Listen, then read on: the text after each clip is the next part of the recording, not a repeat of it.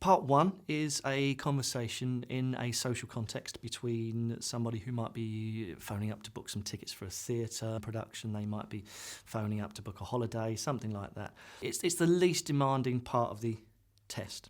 The candidates might have to fill in a form and get the correct spelling of particular words. Part two is a monologue. It's somebody who could be, for example, explaining how to get from one place to another. It's slightly more difficult in terms of complexity than the first part. Part three is where it moves on. It's a discussion. Up to 4 people are involved in the discussion, but it is always in an academic context. It's between a lecturer and a student or 2 students. And then it moves on to part 4, which is the most demanding part of the listening test. This is a lecture. Again, it's a university type context, and a lecturer is talking about a particular topic or a particular subject. It's the only part of the listening test where the students aren't given a break to read through all the questions with a huge amount of time. There's only a pause in the entire part 4. It is the most demanding part of the test, and students who are looking for a higher score, that's where they're going to be challenged the most.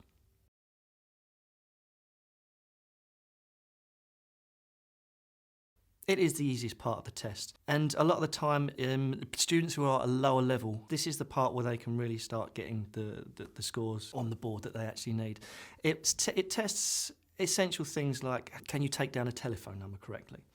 Now, it could be that a particular number is said 0771 or 0771, something like that. But the things that tend to trip students up at this level are the lower level students who maybe can't quite get the numbers as they're being said, or they kind of misspell something as it comes out. In Mindset, there are lots of examples of how a part 1 format might go and the sort of things that lower level students have to practice. There's lots of practice for them. One big important thing for a teacher to do, if you've got a student who is at a higher level and expecting a higher score, the 10 questions in part 1, make sure that your student goes into that exam and they are focused from the start. I've had quite a few students who are really quite high level, but they go into the exam and think, because part 1 is easy, I'll just do this, and they kind of switch off a bit, and they lose marks. A question in part 1 is worth the same amount as a question in part 4, and it's just basic exam technique that, okay, they might be easier, but get them done, because you don't get any more credit for getting a question right in part 4 as part 1. They're all worth the same. What happens in part 2 is that it tests students' ability to listen to a slightly more extended spoken passage, and there are more skills that are being brought in there, and this is where you get more distractors being thrown in, and that's a really, really important word for a teacher to know when they're teaching arts, and it's a really important word for a teacher to get across to the students. You are not just listening for individual words in a test. Some tasks that you may have to fill in the gap with a word, but there's always going to be things that the person says on the audio that are there to throw you off the scent, that are there to confuse you. For example, you might have a question that asks you to fill in a gap, and that gap seems to be the name of a particular course at university. So it could be, I don't know, Greg wants to study gap at university. You can get your students to predict the answer. You can get them to think, well, what could it be? It's obviously going to be a particular subject of study. But you can be sure that when they hear the audio, it won't just be that one. It won't just be one area of study. It could be another 2 or 3 mentioned. And they're there to distract the student. They're there to distract the candidate and make them think, okay, well, that was the answer. But what it does is it tests your ability to closely listen to what's being actually said, because paraphrase is another big thing, and the question will often be a paraphrase of what's actually said. They're making sure that you are listening to what's being said to get the right answer, and not just write a word into the answer just because you've heard it and it seems to fit.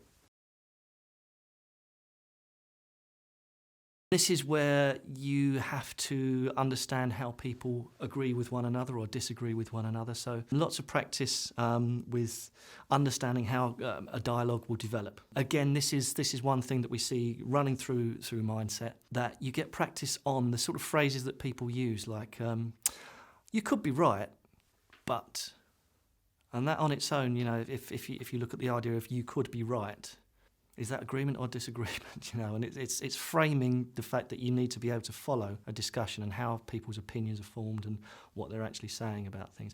There'll be distractors all over the place as you get further along the exam. There's distractor here, distractor there. One thing to also drill home to the students is that the questions, as you find them on the paper, they go in the order that you hear them in the audio. Question 31, 32, 33, that will be the order that you hear them in the test. It won't be the fact that it jumps around. So what you also need to do is to make sure that your students, because the questions run in order that you hear them, if they miss something, just move on, forget it. Forget that question entirely. You may have missed the point, you may have missed the mark, that's okay, just move on to the next one. It's about making sure that students have got that exam technique, that they don't sort of listen to something and think, hang on, was it this, was it that, what did I hear? Because all the while they're questioning what the answer was, the audio is moving along, and then they could miss the next one.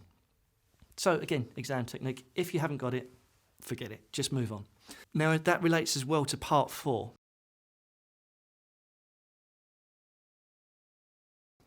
What often happens in part 4, it's a long lecture.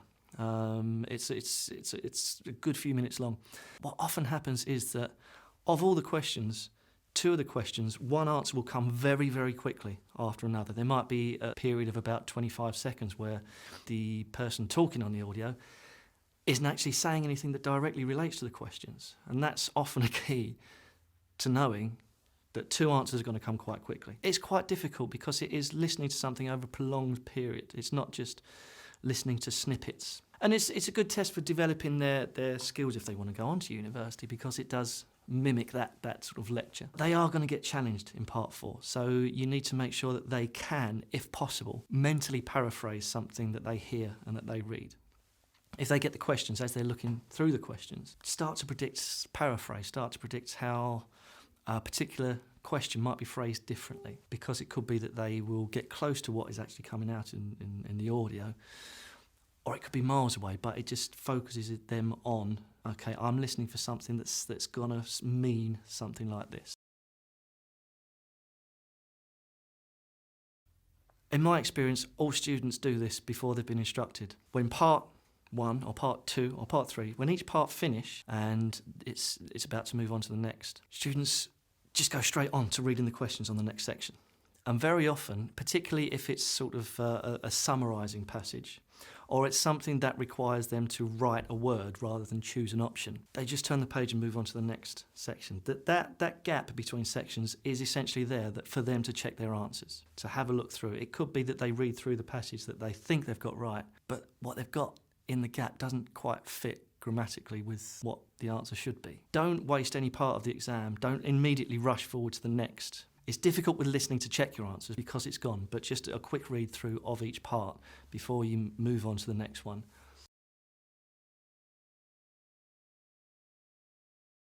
At the end of the listening test, there is time allocated to transfer your answers. And if you've checked in the first place that your answers are correct, then by the time you transfer them onto your answer sheet, then there's less chance of something going wrong.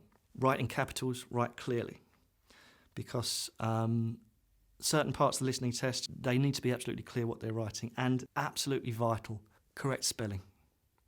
So if a word is spelled incorrectly on the answer sheet, then it doesn't get the mark. So make sure that they practice that as well in class, transferring answers over to make sure that they don't rush through it too quickly and then they lose marks that they shouldn't.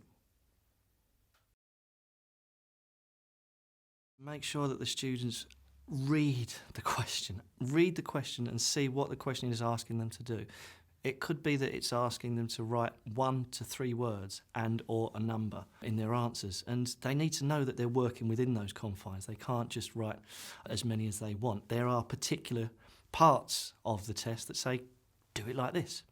So make sure they have read the question, that they do it like that, because otherwise they're going to lose silly marks. The whole thing of this is it's testing your language skills. And that's the thing again with distractors. Distractors are there to test your language skills and to test your understanding, and to test that you have understood, you've listened to, and you've interpreted, you've paraphrased what's been said on the audio. You haven't just guessed and put down the first word that you've heard. You've actually understood what's being said, and you've shown your knowledge and your language skills. There will be a wide variety of accents that candidates are going to hear in the listening test from a variety of nationalities. Most generally, there'll be UK accent from the Americas, and accent from Australia, New Zealand.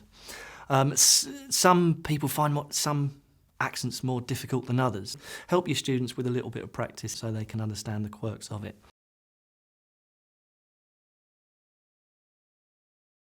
So in terms of how you develop the skills and sub-skills for listening in the classroom and with your students, well, the way that the test works means that you don't get you don't get situations where you have people talking over one another. So if you develop a student's ability to understand what's being said in terms of a particular chunk of language and where the prominence and the stress falls in each particular chunk and overall. Now, because of the way that English is as a language, it's a stress-timed language, the important information is the stuff that we tend to shine a light on by making it more prominent, by saying it a little bit louder, the word lasts a little bit longer. You're unlikely to get a situation in an IELTS test where the answer that they need comes as an unstressed part of the speech. It will be something that you need to teach your students to listen out for. So particularly at lower levels, where they're trying to understand every single word and hear every single word. That's what you want to get them away from. And this is something that we've built into Mindset. The essential skills and the patterns that you need to follow in the language. Listen out for the words that are stressed, listen out for the parts that are important because the speaker thinks they're important, is making them more prominent. Paraphrasing in your head of what's exactly being said. And as you get higher up and you start to expect a higher score, students need to be able to do that as they listen to something and paraphrase what's being said in their head and also on the question. And that's one thing that you get from Mindset. There is an online bank of activities and tasks that will help the students to develop those listening skills outside of the classroom. What is particularly good about it is that in the listening online skill set, it's a different topic to what you find in the printed book, but it practices the same skills, so it just gives another context for what they've been doing with you as a teacher, and then they can go away and practice those exact same subset of skills on their own in another context. And obviously, because they've got that material wherever they are, they control it. They can listen to it as many times as they want, whereas often in a classroom it's down to the teacher to say, right, we're going to listen to it once or twice. They can go backwards and backwards and backwards until they're happy that they've got it. And that's the good thing about giving that to them, that they can be the sort of the controller of their own learning.